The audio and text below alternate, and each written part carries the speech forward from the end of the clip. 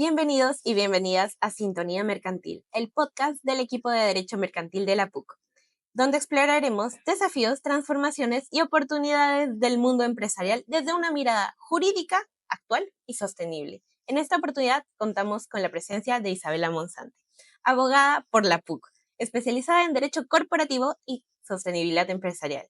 Asimismo, cuenta con un diplomado en Derechos Humanos y Desarrollo por la American University en Washington, D.C., así como otro diplomado en Economía Ecológica y Derecho Sostenible por la PUC.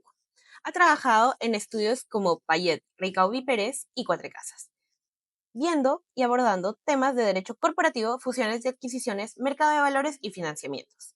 También ha sido profesora adjunta en esta casa de estudios, la PUC, de Derecho Mercantil y Derecho Constitucional. Ha publicado diversos artículos académicos y también es fundadora de Cometa, una plataforma que promueve la integración de los derechos humanos en el sector empresarial, especializada en las pymes y MIPES. Además, es fundadora de IMO, una marca peruana. Bienvenida. Muchísimas gracias por invitarme, por considerarme, en verdad, súper honrada de estar acá y felicitarlos a todo el equipo de Derecho Mercantil y por crear este espacio que me encanta, este nuevo formato, el podcast de Sintonía Mercantil, y yo estoy súper feliz y contentísima de que me hayan considerado para contarles un poquito de los temas que yo veo. Arrancando la entrevista, queremos un poco contextualizarnos, tanto nosotros como los oyentes. Vemos que en la actualidad muchas empresas vienen adoptando un nuevo modelo de negocio, podríamos decirlo, que se alejan un poco del enfoque inicial que tenían de simplemente maximizar las ganancias y reducir sus costos, a un poco a poco ir participando más en el impacto social que puedan tener. Por eso te queríamos preguntar, ¿cómo definirías tú este nuevo paradigma de las empresas y cómo crees que, o a qué crees que se debe este nuevo crecimiento que hay de la regulación empresarial? Si es parte de esa regulación o de las empresas el que vayan interesándose por este impacto social. Claro, bueno, hay que poner las cosas claras desde el inicio, ¿no? Las empresas están hechas para lucrar. Eso no ha cambiado y no cambiará, ¿no? Porque si no, vamos a escoger otras figuras, como por ejemplo una ONG o una asociación, etc. Entonces, las empresas nacen y funcionan para lucrar. Ahora, ¿no? Eso de maximizar las ganancias y reducir costos siempre va a haber, porque es la razón de ser de una empresa. Lo que ahora ha cambiado es el paradigma de hacer empresa. Entonces, se construye este nuevo concepto llamado el shared value o el valor compartido. Entonces, ¿qué significa el valor compartido? Significa uno como empresa, ¿no? Busca lucrar, busca generar ganancias, maximizar estas y reducir los costos, pero a la vez las empresas se han dado cuenta, no solamente porque han nacido internamente, sino y principalmente por esos stakeholders, que en español son los grupos de interés, demandan a las empresas, ¿no? Y los grupos de interés pueden ser los clientes, la misma sociedad, los mismos accionistas, los proveedores, los mismos trabajadores, demandan a la sociedad un compromiso de no solamente enfocarse en generar un valor económico para la empresa, sino también un valor para la sociedad. Entonces, este nuevo paradigma empresarial lo que busca es integrar el generar ganancias, maximizar estas y además preocuparse también por su impacto en la sociedad, ¿no? Ahora, con respecto al tema de la regulación, sí ha impactado de alguna manera, por ejemplo, estas siglas que están también súper, por así decirlo coloquialmente, de moda, que es el ESG, que es Environment, Social and Governance, ¿no? Que en español es ASG, medio ambiente, aspectos sociales y de gobernanza, ¿no? Poniéndolo así como dividiéndolo en tres, la regulación, por ejemplo, en materia ambiental, sí ha hecho, evidentemente, que las empresas tomen mucho mayor conciencia para, por ejemplo, evitar multas, ¿no? De un impacto negativo en el medio ambiente. En temas de género, por supuesto, también, ¿no? El tema por ejemplo, reducir o tratar de mitigar el hostigamiento sexual en el ámbito laboral o en el entorno laboral.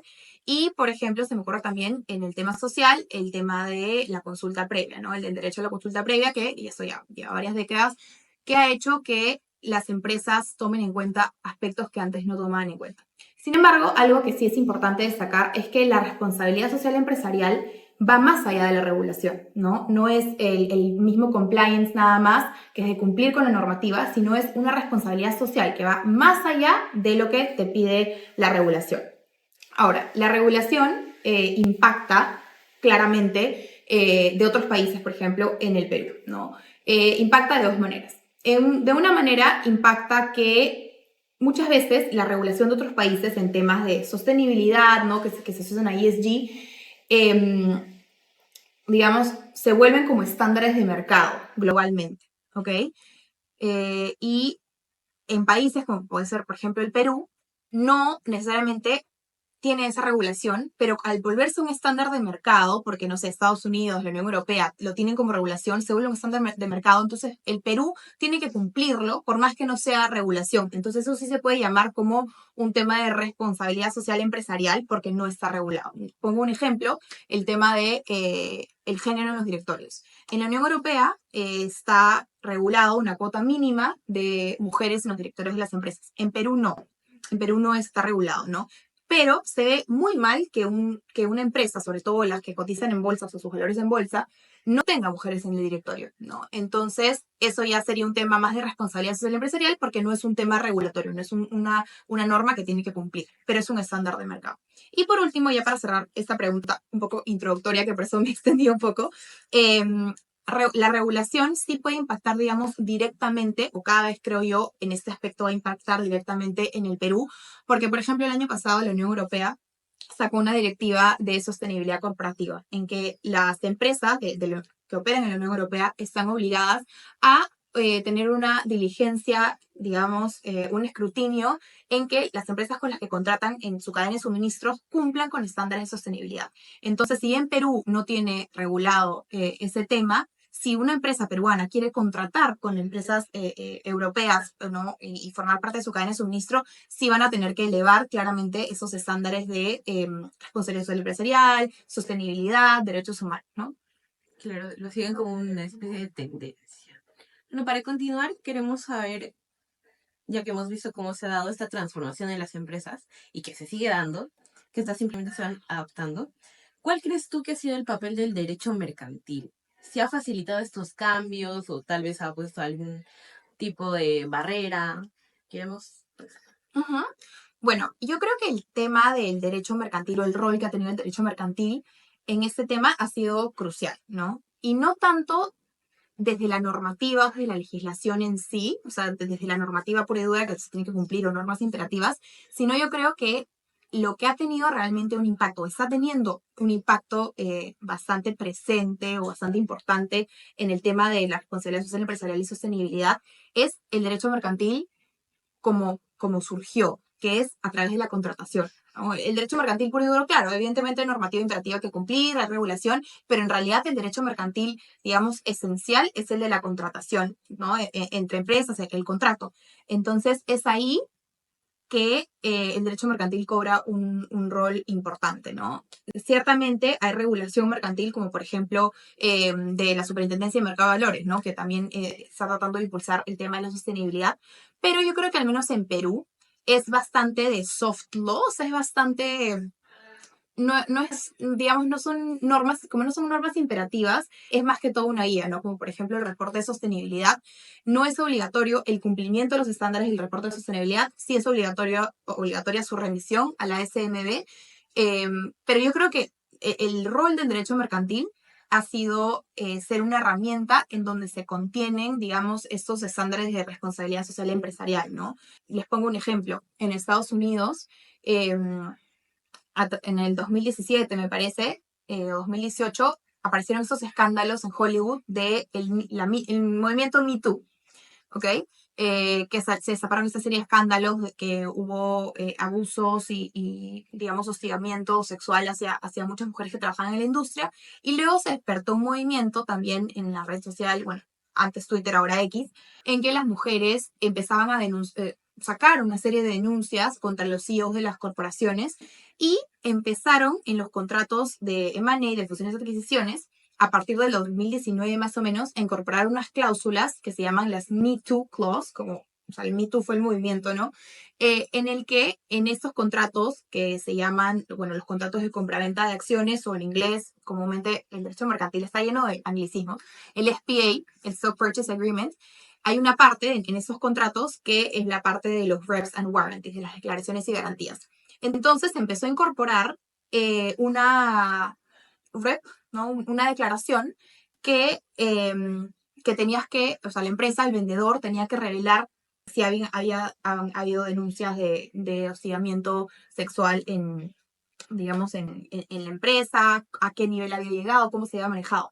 Y si es que esa declaración era falsa o inexacta, ciertamente hay una indemnización directa, ¿no? Hay una responsabilidad directa del vendedor hacia el comprador. Entonces, para, digamos, cerrar esta idea, yo creo que el derecho mercantil cumple un rol importante en, digamos, la legislación comparada, creo, y más que todo la Unión Europea, sí cumple un rol mucho más activo en norma imperativa, pero en el país yo creo que son más estándares de mercado que se quieren cumplir y lo que, digamos, o sea, el rol del derecho mercantil es servir como herramienta, ¿no? En el tema de los contratos, etcétera, en donde se contienen este tipo de cláusulas o este tipo de iniciativas hacia la sostenibilidad y responsabilidad social empresarial. Correcto. Bueno, queremos continuar un poquito yéndonos por una de las ramas que ya mencionaste y que nos interesa saber un poco más, que es el tema del impacto ambiental y el interés de parte del paradigma de responsabilidad social de las empresas en este, porque sabemos que ha tenido un crecimiento importante y queríamos que destaques como que un poquito cuál es este tipo de evolución que ha habido hacia el derecho ambiental, que podría decirse. Ha habido, sí, ciertamente una evolución y un progreso, digamos, hacia modelos de negocio un poco más sostenibles. Sin embargo, algo que sí me gustaría tocar en este momento y aprovecho, y es algo muy valioso que yo aprendí de este diplomado que llevé acá en la universidad sobre economía ecológica y desarrollo sostenible, que me sacaron una venda de los ojos, realmente, ¿no? Y bueno, también como aprovecho en invitar a las personas que estudian derecho, que son abogados, en llevar, no solo, a veces nos enfocamos en llevar solamente cursos de derecho y derecho y derecho ambiental y derecho de género desde el enfoque de jurídico, ¿verdad? Yo en este caso llevé este diplomado, bueno, era en el departamento de ingeniería, mi profesor era ingeniero ambiental, me parece. Sí, creo que era ingeniero ambiental. Y me cambió completamente la perspectiva porque no lo llevé desde una aproximación jurídica, sino una aproximación científica. Entonces, yo aprendí este concepto, ¿no? Y un poco que nos sacó la venda de los ojos, que era, no romanticemos la sostenibilidad, no romanticemos esto de la economía circular, ¿no? Hay que reconocer que existe una fuerte y una débil sostenibilidad, ¿no? La débil sostenibilidad, para mega resumirlo en un ejemplo, es, por ejemplo, reciclar. Y la fuerte sostenibilidad es atacar la raíz de por qué es que estás reciclando, ¿no? Hay que atacar esa raíz. A veces se romantiza mucho diciendo hay que transformarnos a negocios más sostenibles, empresas más sostenibles, o por ejemplo prácticas más sostenibles como puede ser tener carros eléctricos. Sin embargo, ok, tenemos ahora carros eléctricos, sin embargo, se está tomando en cuenta, por ejemplo,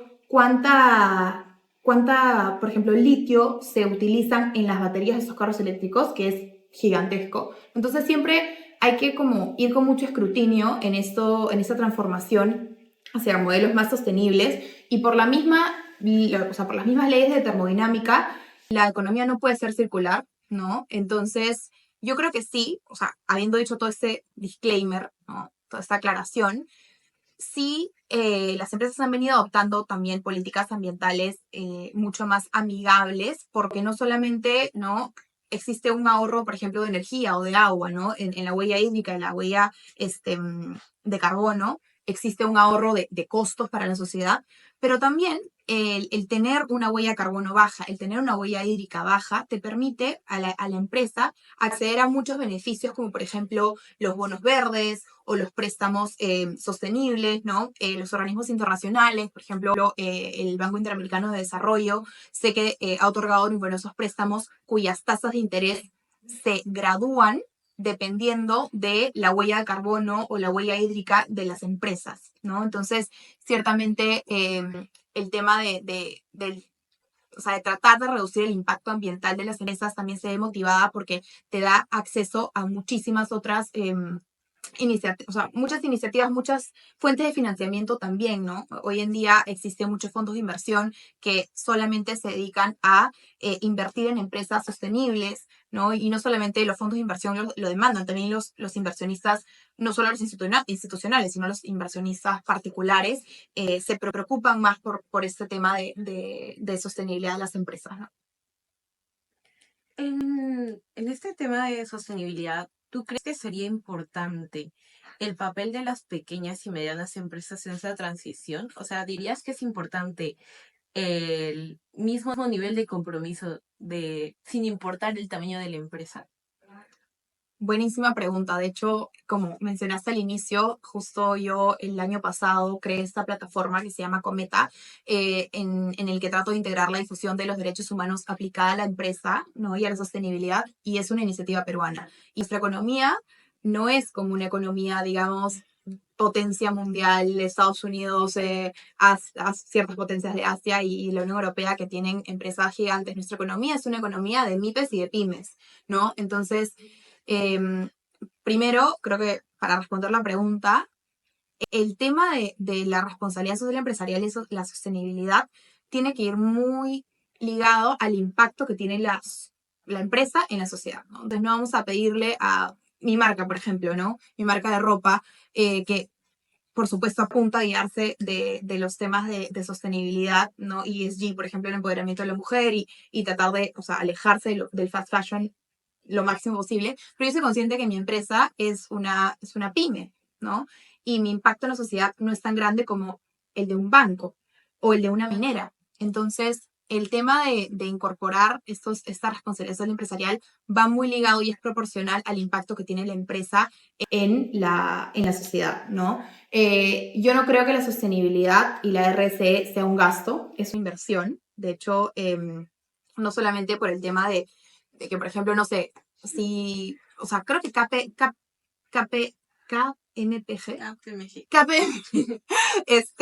realizó un estudio, me parece que fue el año pasado, en el que hicieron una encuesta de un montón de CEOs de empresas gigantes, ¿no? Y del área financiera, y que decían que ellos estaban dispuestos a pagar una prima adicional por empresas que integren criterios ESG, ¿no? Entonces, claro, te beneficia financieramente.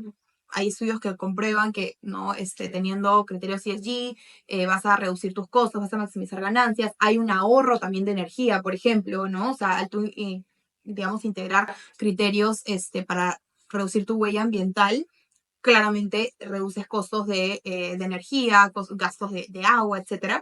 Entonces, no solamente trae beneficios en ese sentido, sino que también es una inversión, digamos, para la empresa a largo plazo, ¿no? Para venderla también. Pero sí, yo creo que lo que es importantísimo, y un poquito me desvié, pero lo que quería ir con el tema de Cometa, de esta iniciativa que creé, es precisamente que uno encuentra mucha información, ¿no? O muchas veces los modelos de sostenibilidad están diseñados para estas grandes empresas, para las mineras, para, no sé, las empresas de telefonía, de seguros, ¿no? De financieras o banca, pero no en las pymes, que es lo que compone nuestra economía. Entonces yo creo que ahí hay una tarea importante, y eso es lo que busco también con esta especie de consultorías que estoy haciendo para pymes y MIPES, es tratar de adaptar, ¿no? Cómo es que una MIPE, una pyme puede integrar criterios de RSE y sostenibilidad que no son un gasto, sino es una inversión para ellos. Claro, un poco como mencionaste, el contexto peruano es diferente, obviamente, a las potencias mundiales que tenemos. Guiando un poco hacia ese tema, la pauta en América Latina es evidentemente diferente a las potencias. Entonces te queremos preguntar, ¿qué sectores están marcando esta pauta hacia los modelos sostenibles en América Latina y qué desafíos legales son los que están enfrentando? Bueno, no, creo que el sector financiero es el que definitivamente está marcando la pauta. En América Latina también. De hecho, el Banco Interamericano de Desarrollo tiene como una especie de ranking. No he visto este año ninguna empresa peruana ahí, pero estoy seguro, o sea, no dudo que vayamos a aparecer eventualmente porque cada vez se van viendo iniciativas de parte de las grandes empresas, sobre todo que son las que más recursos tienen y más impacto tienen en la sociedad, pero definitivamente el sector financiero, ¿no? El sector financiero creo que hace también una gran labor de difundir estas iniciativas que están teniendo tanto en aspectos ambientales, ¿no? Como, por ejemplo, los bonos verdes, los préstamos sostenibles, como también en el tema de género. Por ejemplo, mi tesis trató sobre cómo incrementar la participación femenina en los directores de las empresas en el mercado peruano, y el sector que más mujeres tenía era el sector financiero, de banca y seguros, y eso coincide con que, por ejemplo, este sector tiene su propio código de buen gobierno corporativo, el FONAFE, o sea, el FONAFE tiene su propio código, creo que se llama el libro blanco, no me acuerdo, pero creo que es el libro blanco, ahorita no tengo exacto el nombre, y aquí digamos, se sistematizan ciertas prácticas para lograr este tipo de avances, ¿no? Por ejemplo, nuestro código de buen gobierno corporativo tradicional no tiene o no contempla el tema de incentivar a que más mujeres estén en los puestos directivos. El sector financiero sí, y de hecho se ve reflejado en las estadísticas, ¿no? En las estadísticas podemos ver que los puestos directivos de las empresas de banca y seguros, o sea, hay mayor presencia femenina que en otros sectores, ¿no? Y ciertamente también el sector minero, por la misma naturaleza de sus operaciones, en el que impacta en el medio ambiente y también en las comunidades, tiene que tener políticas de responsabilidad social bastante importantes. Y aunque no lo crean, el sector de cementos y aceros también tiene políticas de responsabilidad social empresarial muy interesantes.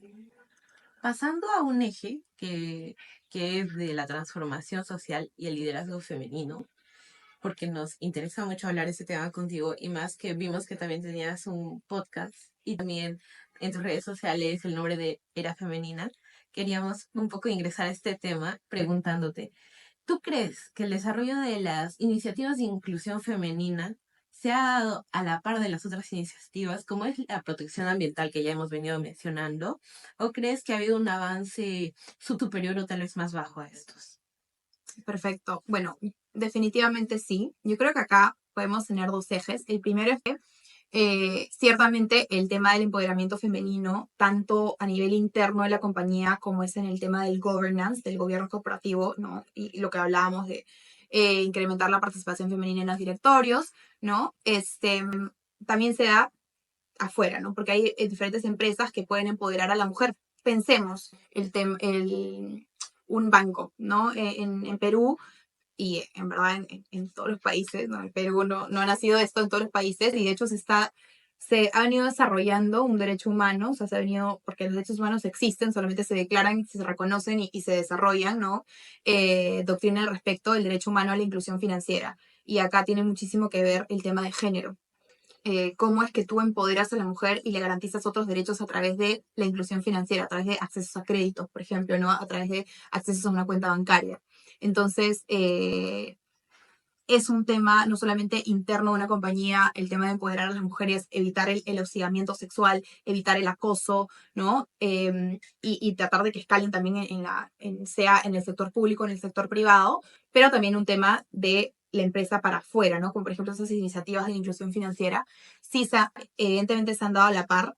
Y bueno, te comentaba que en mi tesis yo abordé el tema de digamos, incrementar la presencia femenina en los directores de las empresas, y uno de los estudios, o varios estudios en realidad que revisé, hay una correlación directa entre más presencia femenina en un directorio de las empresas con que esa empresa más se preocupe en implementar estrategias de responsabilidad social y empresarial, ¿no?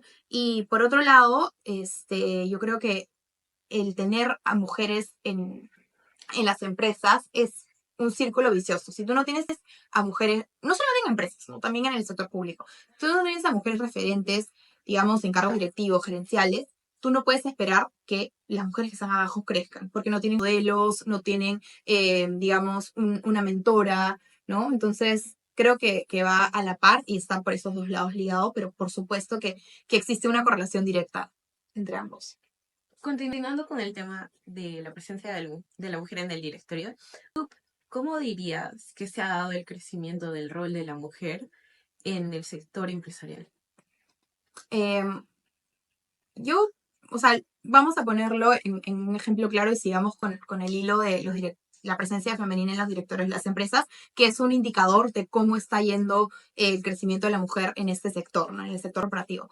El Women CEO y Centrum PUC sacaron dos estudios, uno en el año 2022 y otro en el año, perdón, 2018 y otro en el 2022, que fue publicado en el 2023, en el que se medía la presencia femenina.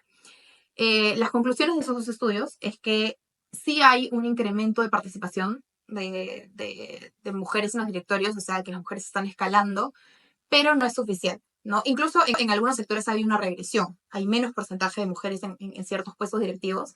Y me acuerdo que el estudio concluyó que para llegar al 30%, no al 50%, no a la paridad, o sea, al 30% de presencia de mujeres en las empresas, tendrían que pasar recién 21 años en el Perú. Entonces, el crecimiento es lento. De hecho, mi tesis aborda una propuesta, una solución para, digamos, mitigar este problema que está habiendo.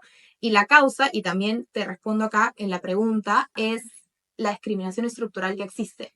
Tal vez este tema puede sonar un poco raro en un tema o en un podcast de derecho mercantil, pero y algo que, y seguramente lo tocaré en algún momento acá, es que es importantísimo integrar diferentes conceptos.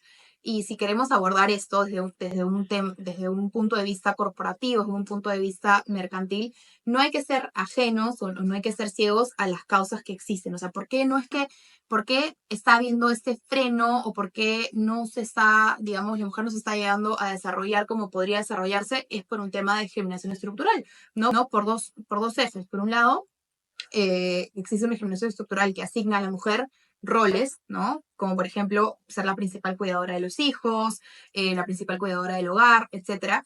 Y por otro lado, también ciertos estereotipos que pueden disminuir las chances de una mujer de escalar. Por ejemplo, a la mujer, y eso no lo me lo he inventado, ¿no? Eso ha sido una encuesta que ha desarrollado estos estudios acá en el Perú y también en el extranjero, sobre, por ejemplo, que la mujer percibe y pasa, ¿no? Porque entrevistaron a hombres y a mujeres y ambos coinciden en que se les asigna, por ejemplo, mucho más tareas operativas, ¿no? Por ejemplo, estamos en una reunión, estamos tú y yo y 4 hombres más, y es más probable que a nosotras nos pidan que seamos las personas que anoten o hagan resúmenes de la reunión, mientras son los hombres los que tienen esta aproximación con el cliente, por ejemplo, ¿no?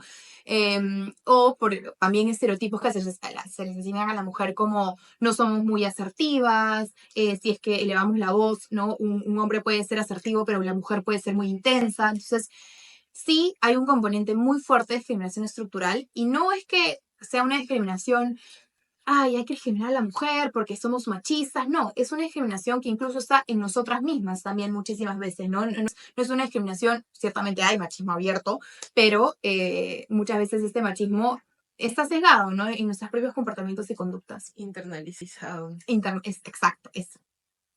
Me encantaría seguir hablando de este tema, pero para cerrar esta pregunta y este bloque final, quería preguntarte, ¿qué mensaje darías a las nuevas generaciones de abogadas interesadas en el mundo corporativo y técnico? Uy, me encanta. Yo podría hablar 5 horas acá, pero bueno, por un lado, el mundo del derecho corporativo, y porque yo he trabajado muchos años ahí, o bueno, de mi corta carrera, obviamente no tengo, no sé, 60 años, pero he trabajado varios años en ese sector, he podido aprender muchísimo, pero algo que sí me he dado cuenta, y creo que cualquier persona que ha trabajado en M&A, ¿no? En funciones de adquisiciones o financiamientos, sabe que es un mundo predominantemente masculino, ¿no? La mayoría de abogados son hombres, y al menos en mi experiencia han sido así, o las cabezas han sido hombres. Y creo que no solamente un mensaje a las chicas que recién empiezan, sino también a las mujeres que están en las cabezas, ¿no? Las socias o abogadas más senior. Yo diría que la sororidad es clave, ¿no? Muchas veces es un trabajo muy intenso en el que cada uno anda en la suya, y es completamente entendible que hay que facturar y todo, pero a veces no tomamos en cuenta que puede que esté una practicante, por ejemplo, o una persona que recién está empezando, está forjando y es mujer. La empatía de tú saber que has pasado por ciertas dificultades por ser mujer, llevarla también a esa persona y darle una mano, ¿no? O sea, como tener un poco más de sororidad con esa chica, porque creo que solo nosotras mismas nos podemos empoderar para seguir creciendo. Y por último, también quería decir y cerrar el tema de las personas interesadas en el mundo, por ejemplo, de sostenibilidad, que tiene mucho que ver con los derechos humanos, ¿no? Pero también muchísimo que ver con el derecho corporativo. Y una vez a mí me hicieron una pregunta, aprovechando, sí, tengo mi podcast de la era femenina. Una vez una chica me hizo una pregunta que era, bueno, o sea, súper como inocente y súper de buena onda, ¿no? Me dijo, bueno, entonces cuéntanos, ¿a qué te vas a especializar? ¿En derecho corporativo o en derechos humanos? Entonces yo le respondí, ¿por qué tengo que elegir? O sea, ¿por qué tengo que elegir, no? Y yo creo que Perú, y claramente es un trabajo de años que vamos saliendo de la caja, En Perú o eliges derecho corporativo o derecho penal, ¿no? O sea, ¿por qué no integrar, no? Y yo, es algo que salió muy natural, o sea, si ves, tú lo mencionaste, yo he sido profesora adjunta de Derecho Mercantil, he escrito artículos sobre Derecho Mercantil y a la vez también he sido profesora adjunta y asistente de Derecho Constitucional, de Derechos Humanos, he escrito también artículos de Constitucional para Oxford escribí uno. Entonces, siempre he tenido estas dos grandes pasiones en el derecho, ¿no? Y las he buscado integrar naturalmente y creo que este diplomado que hice en Washington de Human Rights and Development me sirvió muchísimo para integrar ambos conceptos y traer un poco eso a Perú, ¿no? O sea, el tema de integrar esos ambos conceptos que muchas veces no conversan en la práctica jurídica peruana.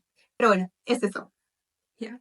Muchas gracias, Isabela, por compartir tu gran experiencia con nosotras y tu gran visión acerca de que no deben de haber como establecido a que nos tenemos que dedicar o tan separado el impacto de lo que es lo corporativo con los derechos humanos. En la actualidad vemos el mundo empresarial, especialmente en América Latina, que enfrenta diversos desafíos y se requiere cambiar el enfoque. Ello implica que ya no solo se conozca de una manera de conocimientos básicos el derecho y la administración, sino también analizar estos cambios desde una perspectiva más sostenible y social. Así que tenemos que seguir abriendo paso del rol de la mujer en lo corporativo y su presencia en el mercado.